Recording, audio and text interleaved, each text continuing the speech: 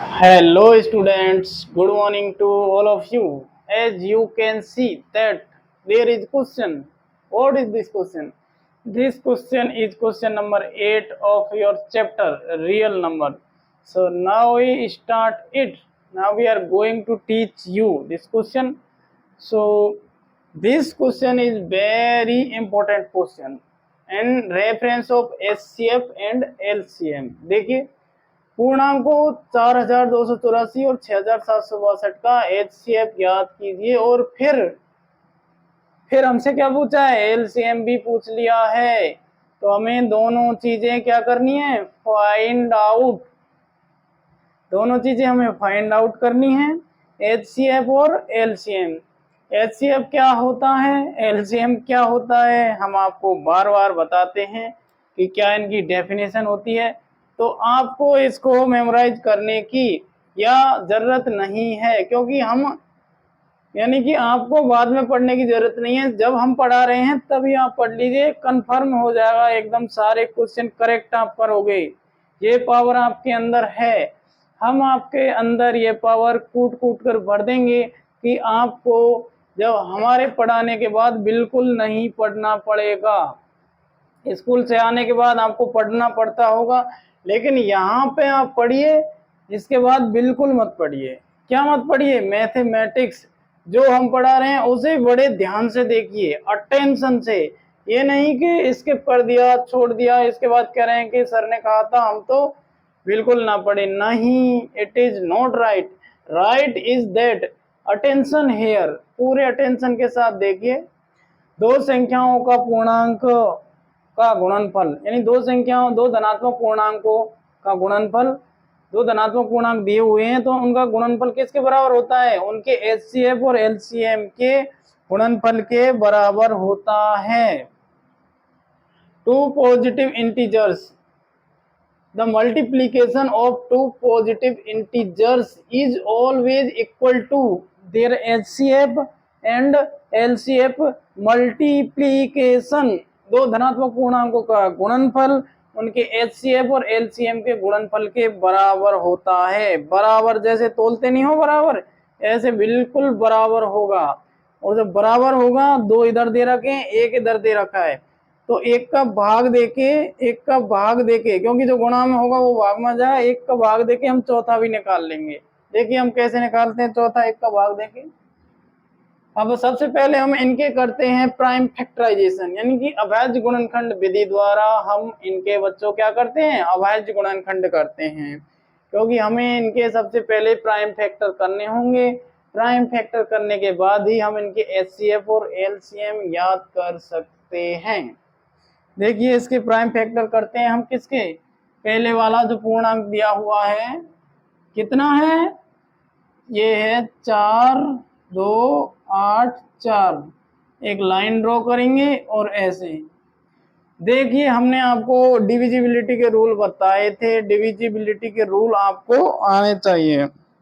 यदि आपको डिविजिबिलिटी के रूल नहीं आते तो ये समझिए कि आप इन्हें नहीं कर पाओगे, और हम आपको सिखा देंगे डिविजिबिलिटी के रूल।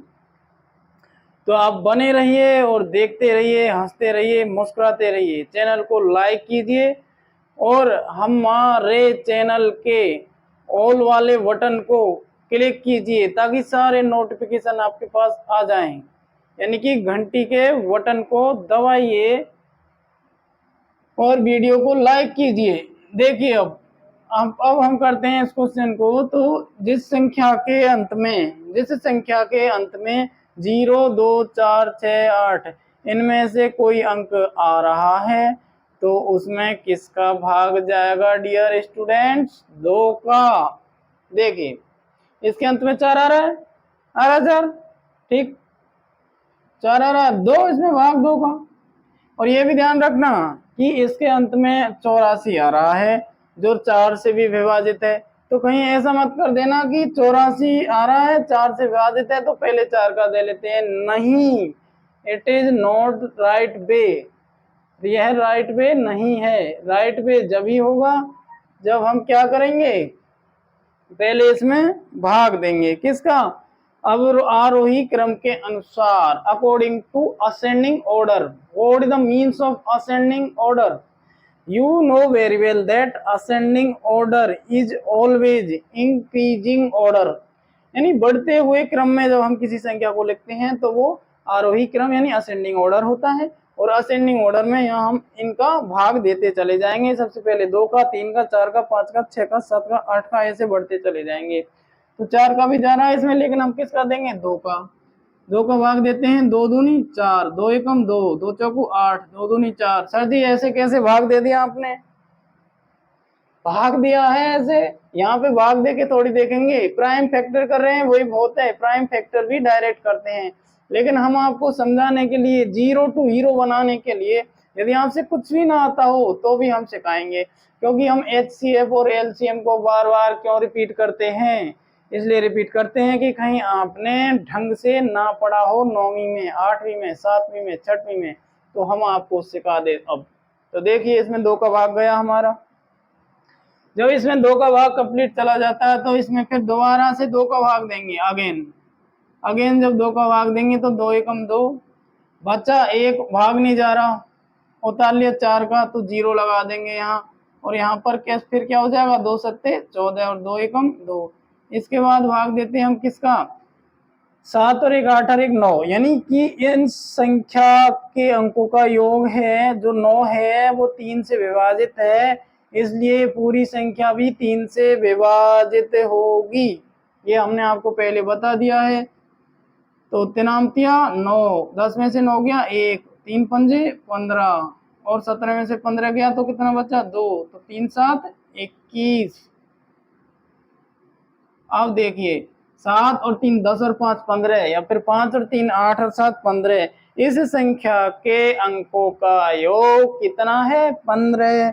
और जो 15 है वो किससे विभाजित हो रहा है? यानी 15 में 3 का भाग जा रहा है।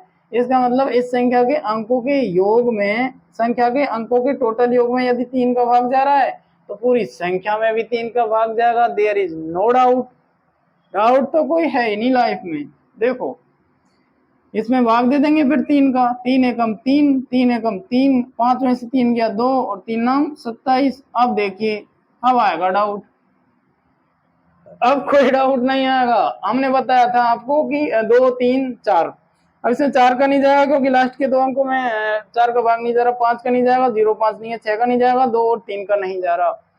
7 का देखिए 9 का दोगुना करेंगे, 9 दूनी 18, 11 में से 18 गए तो क्या बचे? 7 बचे। माइनस के नहीं प्लस के ही बचाएंगे, क्योंकि यहाँ हमें ट्रिक लगानी है 7 का भाग देने के लिए, जिससे क्या कि इस संख्या के इकाई के अंक का दोगुना करके शेष बचे अंकों में से घटा देंगे। 119 है, इकाई का अंक 9 है, 9 का दोगुना किया कितना हुआ?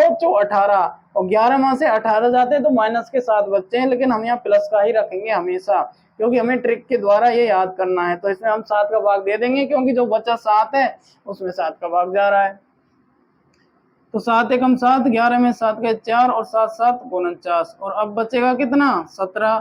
17 में 17 का भाग कितनी बार गया? 1 बार। तो 2 कितनी बार आया है? 2 बार। 3 कितनी बार आया है? 2 बार। 3 2 बार आया है। और 7 कितनी बार आया है? 1 बार। 7 आया है 1 बार। 7 आया हमारा 1 बार। 7 1 बार आया है, और 17 भी 1 बार आया है। इस पे हम लाइन ऐसे कर देते हैं ताकि आप भ्रमित ना हो।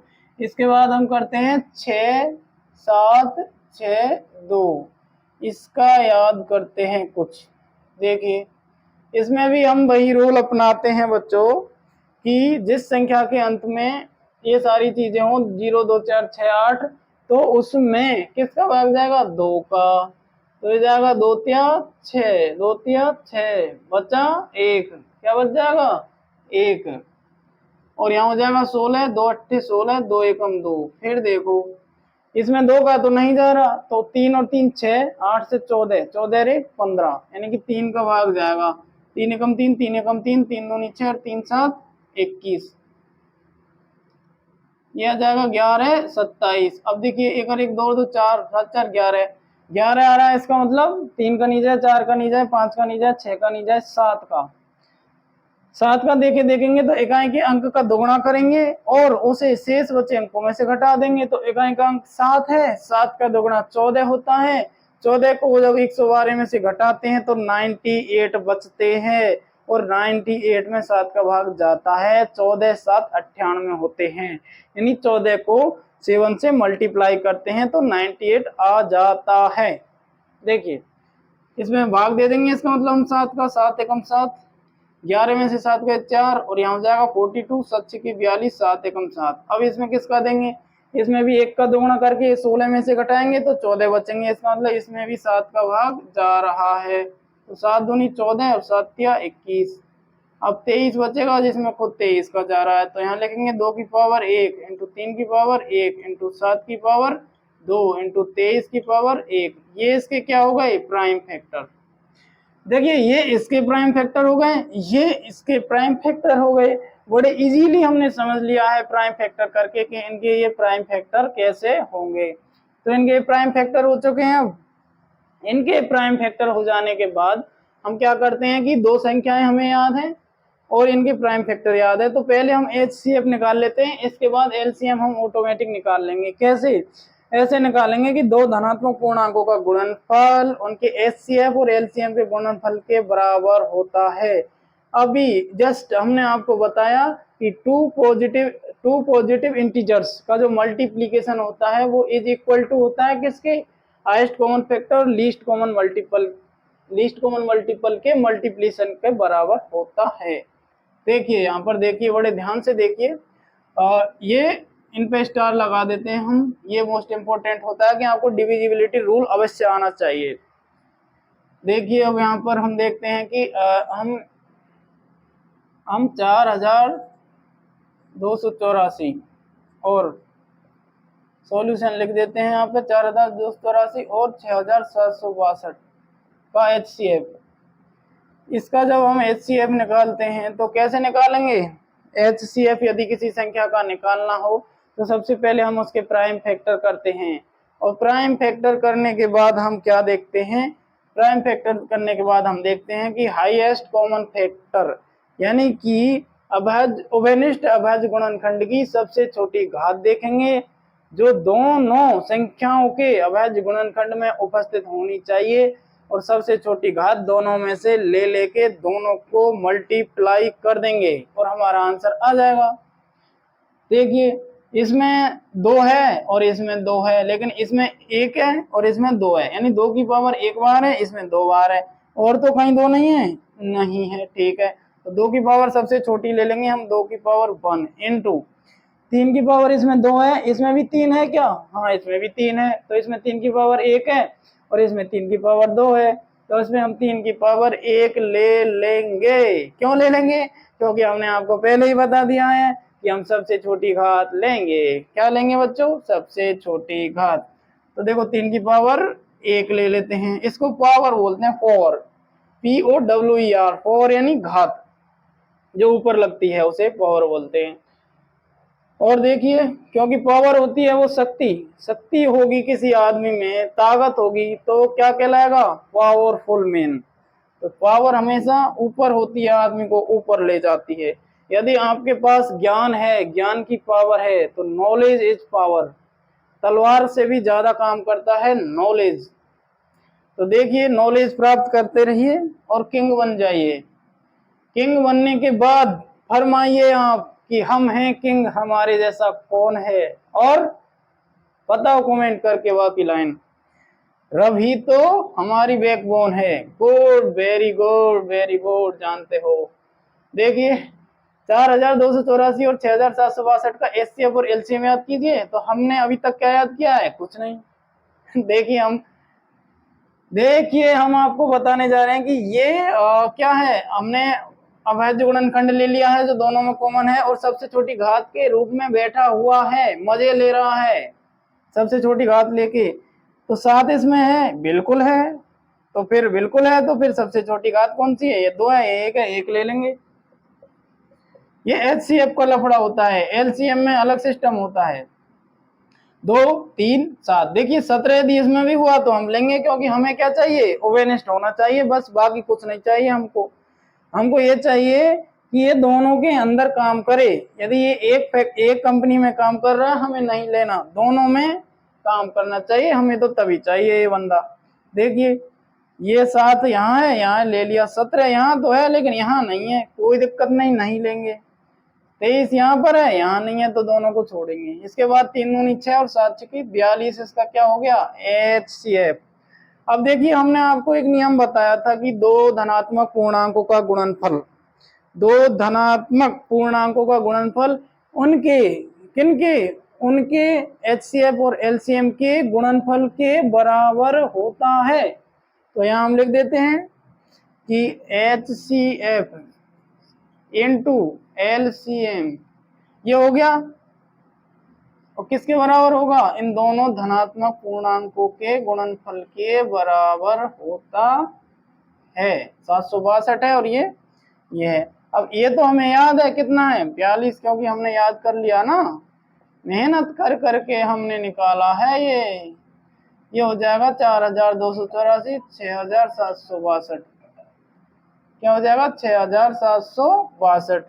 अब देखिए LCM इधर रह जाएगा, LCM इसलिए इधर रह जाएगा क्योंकि ये जो है मल्टीप्लाई में इधर है, तो उधर जाके भाग में चला जाएगा। तो देखिए 4284 इंटू 6762 में भाग दे देंगे किसका, 42 का। अब देखिए बड़े ध्यान से कि हम भाग देंगे तो किस प्रकार देंगे, हम आपको डिटेल से इसलिए समझा रहे हैं ताकि जब आप क्वेश्चन करें तो आपको कोई प्रॉब्लम ना आए। कुछ बच्चे कहते हैं कि हम तो सर जब भी देखेंगे एग्जाम के टाइम पे इम्पोर्टेंट क्वेश्चन बनाना, तब भी बनाएंगे, अब भी देखते रहिए। यदि आपको ध्यान से पढ़ना है और बहुत आगे बढ़ना है तो वो तो एक टाइम पास करना हो गया कि आप एग्जाम के 1 महीने पहले पढ़ के क्या कर लोगे, बेस बनाओ आपका, ताकि आपको यदि कहीं जॉब प्राप्त करनी हो आगे तो उसके लिए फिर मेहनत ना करनी पड़े। क्योंकि 6वीं से 12वीं की जितनी भी social science, mathematics, English, Hindi, ये सारी बुक्स हैं, इनमें से ही आता है और बाद में हमें यही पढ़नी पड़ती हैं। इसलिए अब ध्यान से पढ़िए, इसको स्किप ना करना वीडियो को बिल्कुल। देखिए हम अब विभाजन की प्रक्रिया करते हैं, तो हम विभाजन की प्रक्रिया करने के लिए बच्चों हमें आने चाहिए विभाज्यता के नियम। We are repeating it again and again. Why we repeat it? Because it is very important. Why it is important? विभाज्यता जो डिविजिबिलिटी का रूल है वो बहुत इंपॉर्टेंट है, वो आपको आना चाहिए। वो यदि नहीं आएगा तो आप इसमें कैसे भाग दोगे, आप तो इसमें 42 का भाग देने लग जाओगे। नहीं, आपको काट काट के भाग देना है। आपको देखना है कि क्या, ये तो हम जानते हैं कि 2 2 का सब में जा रहा है, तो 2 से आगे 3 का देखते हैं कि 4 2 6, 6 2 8 7 15 और 5 20, इनकी 6 और 2 8, 8 और 7 15, 15 5 20 और 21, यानी 3 का इन दोनों में जा रहा है। अब 4 का देखते हैं, 4 का इसमें और इसमें देखते हैं। 4 का जिसमें जाता है, जिसके लास्ट के 2 अंकों में 4 का भाग जा रहा हो, तो इसमें 4 का नहीं जा रहा। तो 5 का देखते हैं, 5 का हम बड़ी से बड़ी संख्या देखते हैं ताकि ये जल्दी कट जाए। जा तो 2 का भी रहा, 2 से भी काट देंगे हम। तो 6 का देंगे हम, 6 का 4 2 6, 6 और 4 10 और 8 18, 6 का इसमें भी जा रहा है, इसमें भी जा रहा है, लेकिन 6 का इसमें नहीं जा रहा क्योंकि इनके अंकों का योग 21 हो रहा है। देखिए अब, और 21 में 2 का नहीं जाता, जबकि 4 2 6, 8 से 14 और 8 4 12, 13 14, 14 4 18, यानी 18 में 2 का भी जा रहा है, 3 का भी जा रहा है। तो जिस संख्या के अंकों के योग में 2 और 3 दोनों का भाग जाए, उसमें किसका भी जाएगा, 6 का भी जाएगा। ध्यान रखना है, ध्यान रखिए बच्चों, ध्यान रखिए। It is very important question according to your exam, so attention please here. So we are talking about this. ये 7 से हमें इस 6 से काटेंगे, 6 7 42, 6 7 42, 6 7 42, 6 से काट दिया है हमने इसे डायरेक्ट, 6 से काटा है, 6 7 42, और इसके बाद 8 बचेगा, तो 6 एकम 6, और 8 में से 6 गए तो 2, फिर क्या बचेगा, 6 चौकू 24, यानी 714 बार ये कट जाएगा। तो यहाँ लिखेंगे 714 इंटू 67 62 अपॉन 7। अब देखिए 7 से कटेगा कि नहीं, हमने बताया कि डिविजिबिलिटी 7 का रूल क्या होता है, इकाई के अंक का कितनी भी बड़ी संख्या हो उसके इकाई के अंक का दोगुना करो और शेष बचे अंकों में से घटा दो। कहाँ गया, ये रहा। 4 का दोगुना करेंगे, 4 दूनी 8 हो जाएगा, और 8 71 में से 8 जाएंगे तो कितने बचेंगे, 63 बचेंगे। अब 7 का भाग 63 में जा रहा है, इसका मतलब पूरी संख्या में भी बच्चों किसका भाग जाएगा, 7 का भाग जाएगा। 7 एकम 7, और यहाँ करेंगे 7 एकम 7, बच्चा 1 भाग नहीं जा रहा, 4 उतार लिया तो 7 दूनी 14, 102 बार कट गया। तो यहाँ पे 1 का भाग देंगे, जब किसी संख्या में 1 का भाग देते हैं तो वही संख्या आ जाती है। तो यहाँ हम लिखेंगे 6 7 6 2 इंटू 102। बस इसे अब क्या कर देंगे, मल्टीप्लाई कर देंगे। इसे हम मल्टीप्लाई कर देंगे और हमारा एलसीएम रेडी है। रेडी है एलसीएम। तो देखिए खाना नहीं है एलसीएम को, ये एलसीएम है, तो इसमें 2 का भाग देंगे, 2 से गुणा करेंगे, 2 दूनी 4, 6 दूनी 12, हासिल का 1, और 7 दूनी 14, 14 और 1 15, हासिल का 1, 6 दूनी 12, 12 और 1 13। इसके बाद 0 0 0 0, 4 जीरो लगा दी। इसके बाद 2 क्रॉस लगा के और इसको ऐसे के ऐसे लिख देंगे। फिर ये हो जाएगा हमारा 4 2 7 9 8 2। ये आ गया 289724। It is the perfect answer of this LCM. मतलब इस एलसीएम का ये आंसर है, एचसीएफ का ये आंसर है, यानी एचसीएफ निकल के आया 42, एलसीएम निकल के आया ये वाला। तो हमने परफेक्टली जान लिया है कि हम इस क्वेश्चन को किस तरह से हल करेंगे, जो है आपकी कक्षा 10 का, जो है पार्ट 17 कक्षा 10 रियल नंबर वास्तविक संख्याएं, एक्सरसाइज 1.1 का लास्ट में क्वेश्चन है। इसके बाद हम जाएंगे 1.2 की तरफ। उससे पहले हम बहुत सारा पढ़ेंगे, एग्जाम्पल पढ़ेंगे, बेस पढ़ेंगे। तो आप स्किप ना कीजिए, वीडियो को देखते रहिए, पूरा देख लीजिए। देख लिए एलसीएम आया है, एचसीएफ आया है।